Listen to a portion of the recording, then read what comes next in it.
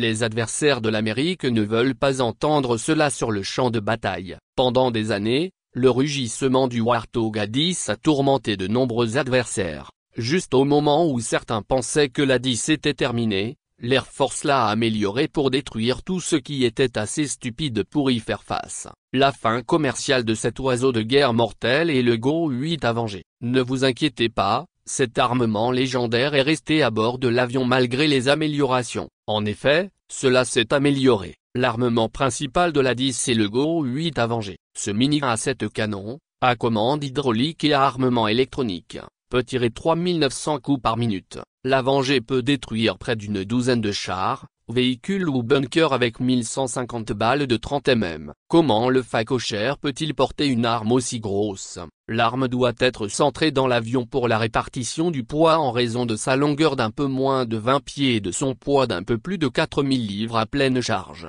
Une partie de ce poids ne correspond pas au fusil. La mitrailleuse pèse un peu plus de 600 livres, mais les munitions, qui peuvent être perforantes ou hautement explosives, en pèsent la majeure partie.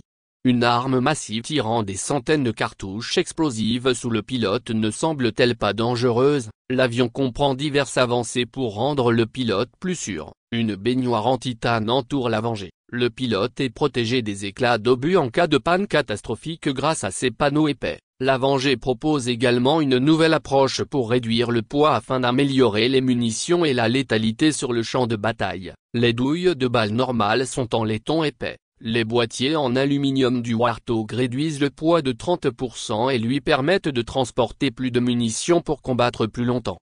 Les coques d'avion ne sont pas jetées, autre innovation. Pourquoi est-ce important? Les débris étrangers comme les boîtiers usagés entraînés dans les moteurs d'avion sont mauvais pour eux. Un pilote qui les aspire pourrait provoquer un décrochage, un incendie moteur ou une explosion dans de rares cas. En conservant tous les carters à l'intérieur de l'avion, le pilote ne risque pas de perdre un moteur. Cependant, garder les coquilles à l'intérieur présente d'autres avantages. L'A-10 a besoin de cartouches vides pour stabiliser et équilibrer l'avion en raison du poids du canon et des munitions. L'éjection de tous ces obus ferait basculer l'avion. Comment parviendront-ils à équilibrer l'avion et à éviter un crash sur Terre? L'équilibre est crucial dans l'A-10. Lorsqu'aucune munition n'est chargée, des ballasts en acier sont installés dans le nez pour équilibrer l'avion en volume.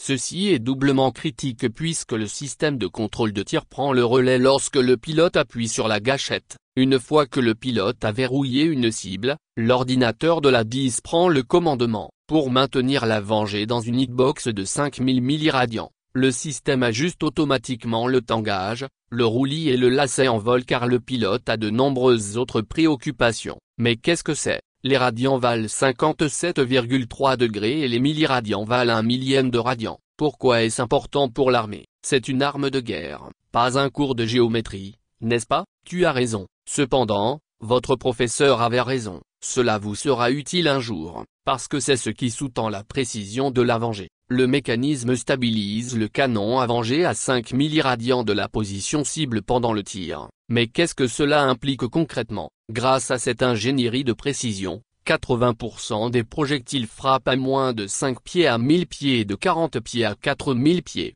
Si cela n'impressionne pas, pensez à ceci. Le char de combat principal moyen mesure de 30 à 40 pieds de long, selon le type, le modèle et le pays d'origine. Des centaines d'obus hautement explosifs pourraient le détruire en quelques secondes. Plutôt remarquable, hein? Malgré son caractère impressionnant, l'Avenger possède plusieurs armes. Sous chaque aile se trouvent 11 pylônes. Un pylône est un composant métallique affleurant l'aile qui s'adapte à diverses armes. Certains pylônes incluent des capteurs, dont nous parlerons plus tard, tandis que d'autres sont renforcés pour supporter un poids supplémentaire. Le fret de l'Air Force sur ces pylônes est bien plus intrigant. Le missile AGM-65 Maverick est un incontournable de l'A-10. La plupart des anciens chars soviétiques peuvent être pénétrés par ce missile anti-char de 37 kg. Les pilotes ont la possibilité d'utiliser des missiles infrarouges, électro-optiques ou à guidage laser.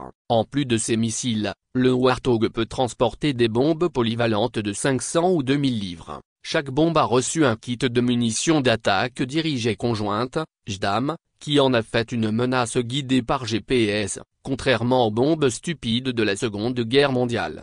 Il y a plus de mise à niveau. Le poids empêche la 10 de transporter des bombes plus petites. La plupart des cibles attaquées par la 10 ces dernières années ne nécessitent pas de bombes de 2000 ou 500 livres, ce qui est préoccupant. Utilisez plutôt la bombe de petit diamètre Bu-39. Mais il y avait un problème, ces bombes étaient trop petites pour les pylônes A10 précédents. Des améliorations récentes permettent aux A10C Warthog de transporter jusqu'à 4 Bu-39, ce qui en fait des camions-bombes volants. Récemment, le Facocher a reçu bien plus que des améliorations en matière d'armement physique. Ils ont également de méchantes contre-mesures. Les Legacy Warthog avaient des paillettes et des fusées éclairantes. La paillette, un nuage surchauffé de flocons de métal, est utilisée pour tromper les missiles venant en sens inverse.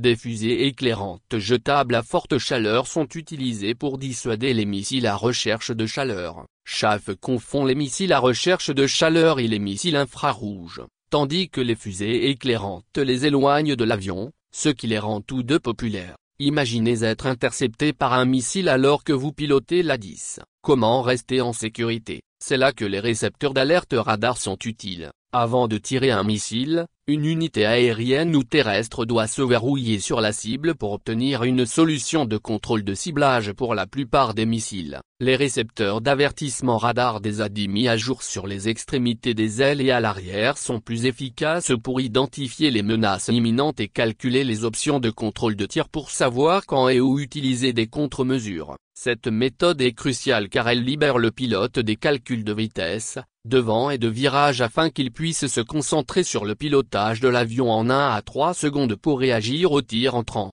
Un capteur à déploiement automatique n'est pas la seule amélioration. Le leurre de lancement aérien miniature ADM-160, MALD, est également inclus dans les mises à niveau récentes. Le MALD est le dernier et le meilleur leurre de l'Air Force, améliorant la capacité de survie de la 10. Cela fonctionne comme ça. Lorsqu'un missile mortel ou inconnu est tiré sur le Warthog, le pilote peut déployer le MALD derrière un pylône. Le MALD imite d'autres avions en émettant l'une des nombreuses fréquences préprogrammées une fois déraillé. Après avoir quitté le Warthog, le MALD desservira jusqu'à 100 destinations. Le missile est censé suivre le leurre, qui peut transmettre une image de bombardier B-52 et exploser sans danger. Les améliorations vont au-delà des armes physiques et des contre-mesures. Les nouveaux Warthog disposent de puissants systèmes de combat et de capteurs. Ces systèmes de navigation fiables permettent à la 10 de se localiser correctement même dans des conditions de refus du GPS,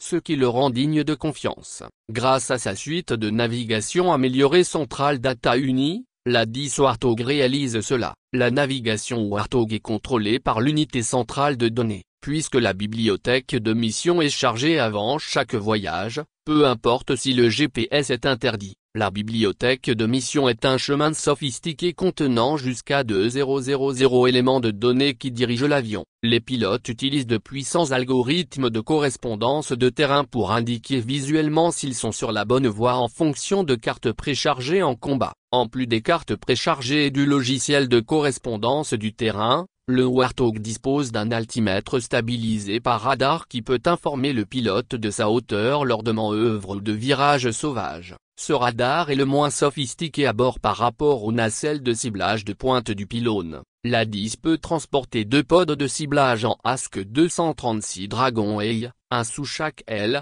en plus des pods de guerre électronique. Leurs capacités sont incroyables. Les réseaux actifs à balayage électrique sont standards avec les avions sophistiqués à visée latérale et les radars à synthèse d'ouverture. Ces radars permettent à la 10 d'obtenir des photos de qualité photo d'éléments finis à des dizaines de milliers de pieds de distance.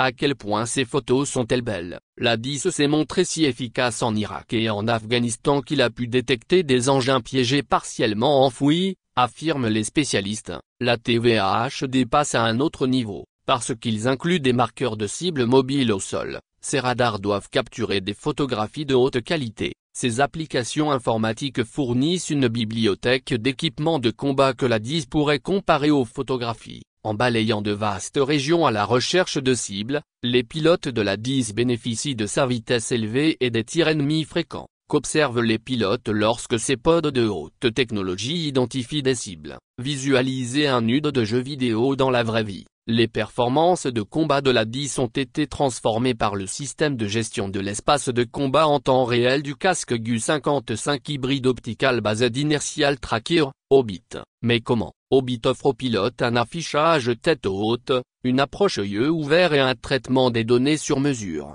Le pilote peut observer l'altitude, la vitesse, les forces G et d'autres statistiques de vol ainsi que le placement des unités ennemies et amies par la fenêtre.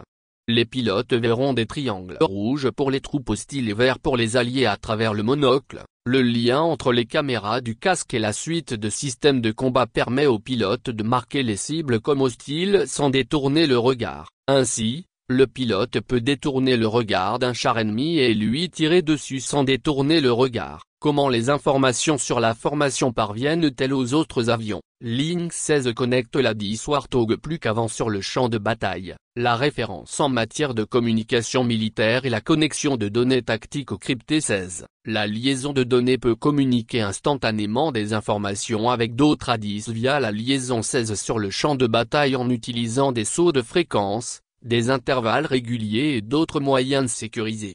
Dans la vraie vie, nos pilotes pourraient utiliser l'OBI pour cibler un convoi de chars ennemis, le diffuser à la formation, puis frapper. Les commandants de bord peuvent faire des choix tactiques sans attendre les contacts vocaux du pilote lors de cette attaque en partageant l'état du carburant, les dégâts de combat et les munitions restantes. Si vous pensez que c'est incroyable, attendez d'entendre parler des caractéristiques de survie améliorées de la 10 qui le rendent pratiquement ignifuge au sol.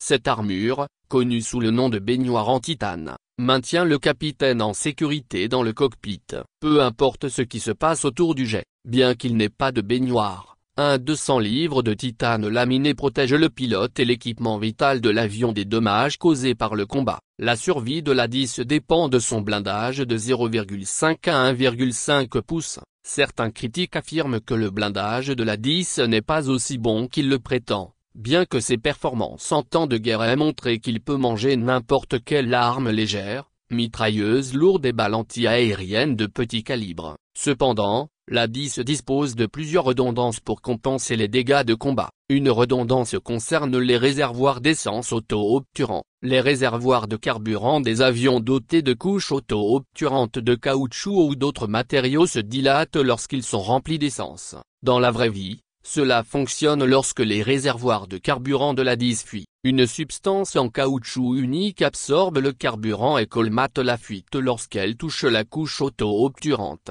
Grâce à ses stabilisateurs verticaux arrière, la 10 est redondant pour les dégâts de combat. Ces coups sont utiles malgré leur forme étrange et leur apparence maladroite. L'échappement du moteur sort derrière ces coups sur la 10 par le côté. Même sans post-combustion, les gaz d'échappement de la 10 dégagent beaucoup de chaleur qu'un système de missile portatif peut cibler. Si un attaquant tirait des mampades sur un A10 depuis le côté, le missile ciblerait le coup de couteau, pas le moteur, ce qui rendrait difficile l'endommagement des moteurs. Les A10 peuvent dépasser les mampades s'ils sont tirés par derrière. Grâce au système de propulsion et hydraulique séparé, le pilote pouvait isoler les systèmes perdus et chaque côté pouvait compenser l'autre si le soldat frappait. Les feux à bord sont inclus. La 10 n'est pas uniquement destinée aux menaces externes. Sans précaution, l'avion pourrait s'écraser. Mais comment? En raison de leur conception, les moteurs peuvent caler sans débit d'air suffisant lorsque la 10 s'approche avec un angle d'attaque prononcé. Les développeurs en ont tenu compte et ont conçu des becs d'ailes que le pilote pouvait relever pour améliorer le flux d'air du moteur lors de certaines manœuvres afin d'éviter le décrochage. Pendant ce mouvement,